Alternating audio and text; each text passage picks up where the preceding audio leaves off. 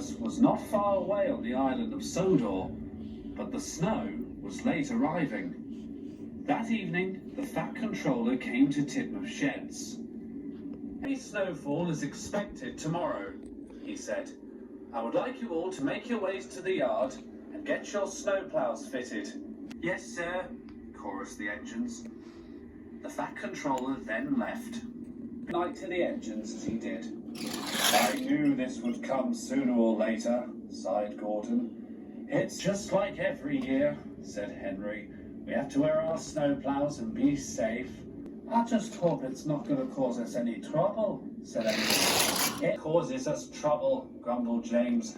"The snow is so difficult to plough, you need 3 tractors to get you out of it."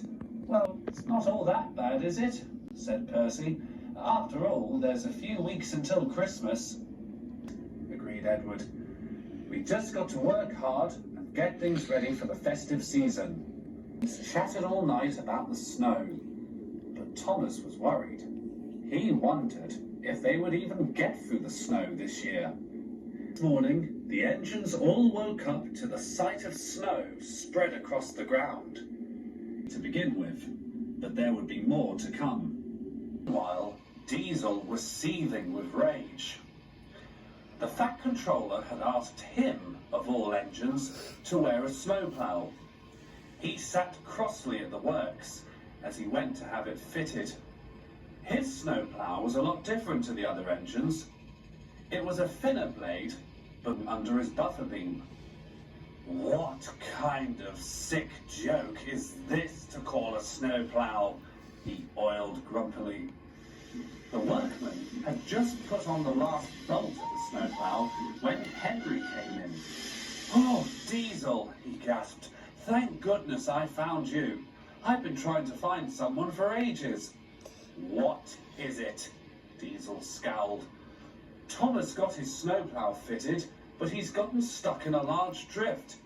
He was clearing the track to his branch line, but the snow buried his plow in. Can you go and help him? You've got a snowplow." "And what's in it for me if I go?" asked Diesel. "You'll be the most useful engine of all," reassured Henry.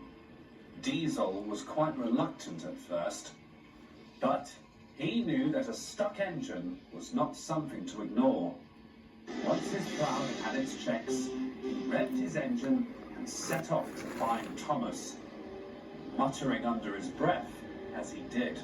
Point, the snowfall arrived. It came down hard and fast and made things difficult for Diesel. He growled as he put his new snowplow to work. "This is why diesels don't work in the snow," he roared as he forced the plow into the snow. Pushed hard into the snow, his engine roared and he was determined to get through. He forced the snow aside, gritting his teeth and concentrating as hard as he could. Mrs. Driver and fireman had done what they could to dig out his snowplow, but it was still stuck. "I'm never going to get out of here," said Thomas. "Terence is really going to kick up a storm when he finds out about this." "I wouldn't be so sure of that," oiled a voice, as Diesel, covered in snow patches around his body, appeared next to Thomas. "Diesel," Thomas spluttered. "Where did you come from?" "From Santa Claus's magical winter wonderland," snarled Diesel. "Where do you think I came from?" Thomas then noticed Diesel's snowplow. "Did you come to my rescue with that?" he exclaimed. "That's quite impressive. I didn't know diesels could have snowplows." "Neither did I," said Diesel plainly. "Now then, let's get you out of here and back to the yard in good order." With the help of Diesel's own crew, Thomas's snowplow was soon dug free. He changed tracks and Diesel carried on the rest of the journey. He was no longer embarrassed over his new snowplow, as he felt it was quite powerful. Even Thomas had to admit, It was a very rare opportunity to be rescued by Diesel, as the two of them made their way back to the yard. Later, Percy came along, as it was his turn to have his snowplow fitted. He was quite relieved to see Thomas having his snowplow checked over, in case there had been any dents from when it was buried. "Oh, Thomas," said Percy, "thank goodness you're safe. But how on earth did you get out of that?" "You won't believe it," said Thomas, and he quickly explained about Diesel. "It's a good thing Henry and Vince saw me," Thomas said. "They must have spread the word to Diesel. His snowplow did wonders."